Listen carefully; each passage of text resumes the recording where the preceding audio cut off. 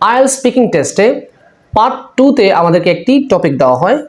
এই টপিকের উপর আমাদেরকে 2 মিনিট কথা বলতে হয়। আর আমরা যখন কথা বলা শুরু করব এর আগে কিন্তু আমাদেরকে 1 মিনিট সময় দেওয়া হয়। আমরা যদি কোনো প্রিপারেশন নিতে চাই নিতে পারবো। আমাদেরকে একটা কাগজ দেওয়া হবে, এই কাগজের উপর আপনি নোট করতে চাইলে নোট করতে পারবেন। ওকে, সো এখন প্রশ্ন হচ্ছে যে এই যে 1 মিনিট সময় আপনাকে দেওয়া হলো, এই 1 মিনিট সময় আপনি কি করবেন?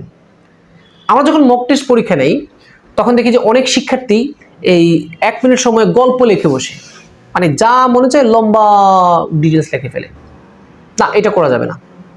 এখন আমি আপনাদেরকে পরামর্শ দিচ্ছি, আপনি একটু ট্রায়াল দিয়ে দেখতে পারেন যে এইভাবে কাজে লাগালে আপনার স্কোরটা বাড়ে কিনা। আপনি 3টা কাজ করতে পারেন এই 1 মিনিট সময়। 1 মিনিট সময় কিন্তু কম না, 1 মিনিট সময় অনেক সময়। এই আইএলটিএস স্পিকিং টেস্টের সময় 1 মিনিট অনেক গুরুত্বপূর্ণ।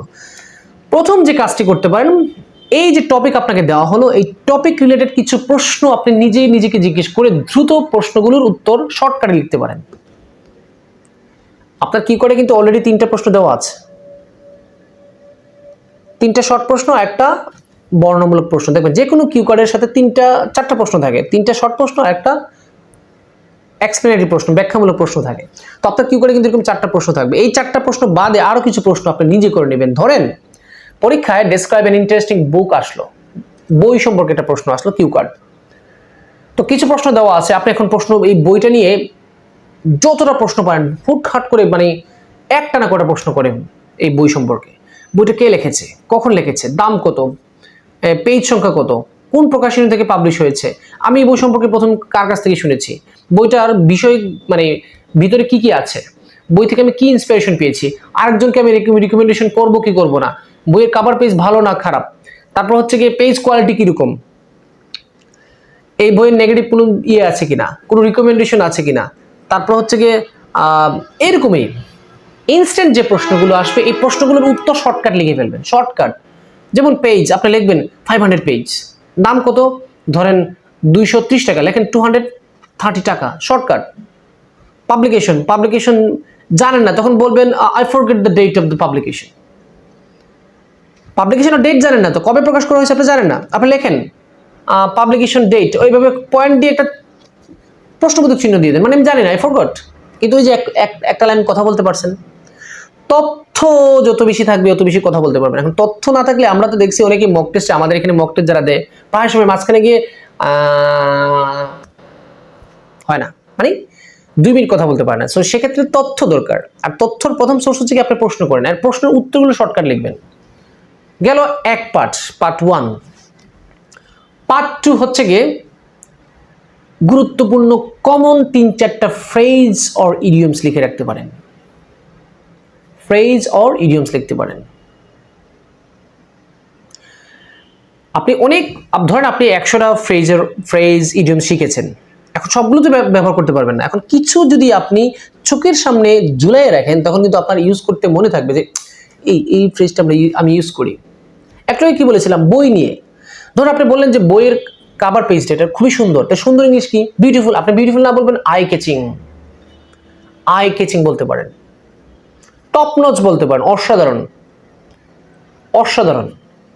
তো ফ্রেজ আপনাকে ইডিয়মস অনেক কিছু শিখতে হবে না। তো এই দেখেন, এই সুযোগে একটা বিজ্ঞাপন করে নিই, এই বইতে কিন্তু 53টা দেওয়া আছে, এই 53টা ইনাফ।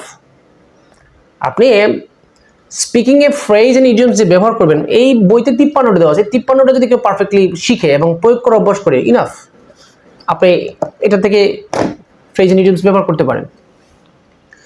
আমি দেখেন, আমি সবসময় এরকম করি, যখন আমাকে কেউ সুযোগ দিয়ে স্পিকিং করার জন্য আমি অল্প সময় গ্যাপ পেলে সেখানে কিছু গুরুত্বপূর্ণ ওভার দ্য মুন, এই দেখেন বই নিয়ে কথা বলছেন না, আপনি বলবেন যে যখন আমি বইটি পড়া শেষ করলাম, when I finished reading the book I was over the moon। তাহলে দেখেন top notch, over the moon এগুলো আমি ব্যবহার করছি কেন, কারণ আমি এখানে নোটে লিখে রাখছি। 3-4টা লিখে রাখেন, 3-4টা লিখে রাখেন, বেশি লিখতে হবে না, 3টা লিখলে হবে। 3টা ইডিয়মস স্যারকে শোনান যে আমি 3টা ইডিয়মস ব্যবহার করেছি, ঠিক আছে? তাহলে প্রথম পয়েন্ট কি গিয়েছিল, আপনি প্রশ্ন করুন, প্রশ্নের উত্তরগুলো শর্টকাট লিখে রাখেন। 2 নম্বর বলেছিলাম কিছু ইডিয়মস লিখে রাখেন। 3 নম্বর হচ্ছে কি অ্যাডভান্স সিনোনিম অথবা বিষয়ভিত্তিক শব্দার্থ। তো আপনার টপিকটা কি ছিল, বই রিলেটেড, আপনি বলতে পারেন বুকিশ, মানে যে বই পড়ে বেশি, বুক ওয়ার্ম বই পোকা, লাইব্রেরি বই রিলেটেড কথাবার্তা, লিটারেচার রিডিং স্কিল, অর্থাৎ বই যেহেতু টপিক আসছে বই রিলেটেড কিছু ওয়ার্ড দিতে পারেন, অথবা আপনি কি করতে পারেন অ্যাডভান্স সিনোনিম নোট আউট করে রাখতে পারেন। কিছু কিছু অ্যাডভান্স সিনোনিম আছে পৃথিবীর সব টপিকের সাথে যাবে। যেমন ক্রুশাল, এমন কোনো টপিক নেই যে ক্রুশাল টপিক এই শব্দটা যায় না। ক্রুশাল মানে গুরুত্বপূর্ণ, ক্রুশাল মানে গুরুত্বপূর্ণ। ইম্পর্টেন্টের বদলা ক্রুশাল ব্যবহার করতে করতে মানে জ্বালিয়ে ফেলবেন, দেখবেন ক্রুশালটা সবসময় আসছে। আপনি লিখে রাখবেন, যখন ওই 1 মিনিট টাইম দিবে লিখে রাখবেন ক্রুশাল। রিমার্কেবল, উল্লেখযোগ্য, রিমার্কেবল লিখে রাখেন। আর এখানে আবার বিজ্ঞাপন করছি, এখানে 70টা ওয়ার্ড দেওয়া আছে। বইয়ের প্রথম দিকে 70 ওয়ার্ড দেওয়া আছে, বুলেট ওয়ার্ড, মানে যে কোনো টপিকের সাথে আপনি অ্যাডজাস্ট করতে পারবেন। বিজ্ঞাপন করছি, আমি সরি ফর দ্যাট, কিন্তু কিছু করার নাই, আমার কাছে সোর্স আছে এই জন্য আমি বললাম। এই 70 ওয়ার্ড থেকে যে কোনো 3-4টা ওয়ার্ড সফিস্টিকেটেড, আধুনিক, কনভিনিয়েন্ট, সুবিধাজনক, অর্থাৎ যে কয়টা টপিক আপনার এই বইয়ের সাথে সামঞ্জস্যপূর্ণ মনে হবে, যে কয়টা ওয়ার্ড আর কি, আপনার 3-4টা 5টা 6টা লিখে রাখেন। যখন চোখের সামনে এগুলো লেখা থাকবে, এই ফ্রেজগুলো লেখা থাকবে, এই প্রশ্নের উত্তরগুলো শর্টকাটে লেখা থাকবে, এই অ্যাডভান্স সিনোনিমগুলো লেখা থাকবে, তখন কিন্তু আপনার ব্যবহার করার সময় মনে থাকবে। সো কথাটা কাজে লাগান। আমি এটাকে প্রয়োগ করেছি, সফল হয়েছে, এই জন্য কিন্তু শেয়ার করেছি। যদি আমি এগুলোকে প্রয়োগ করে সফল না হতাম, আনঅথেন্টিক জিনিস, আনটাজি টিপস দিয়ে আপনাদেরকে ফুলিয়ে লাভ নেই। বাস্তবে প্রয়োগ করে দেখেন। আর একটা জিনিস যাওয়ার আগে একটা জিনিস বলে রাখি, এগুলো আপনি ইনস্ট্যান্ট পরীক্ষার হলে গিয়ে প্রয়োগ করতে পারবেন। এগুলো প্রয়োগ করার অভ্যাস আপনি বাসায় বসে বসে অভ্যাস করতে হবে। আপনি নিজে ট্রায়াল দিতে হবে, দেখি তো ইনস্ট্যান্ট একটা টপিক আমি নিয়ে আলোচনা করতে পারি কিনা।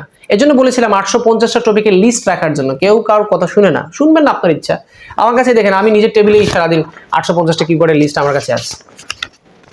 এখান থেকে যে কোনো একটা চোখ মুজে বলবেন 733 নম্বর টপিক, দেখি পারে কিনা। 733 নম্বর টপিক, এই যে 733 নম্বর টপিক কি, ডেসক্রাইব ইউর ফেভারিট সিজন।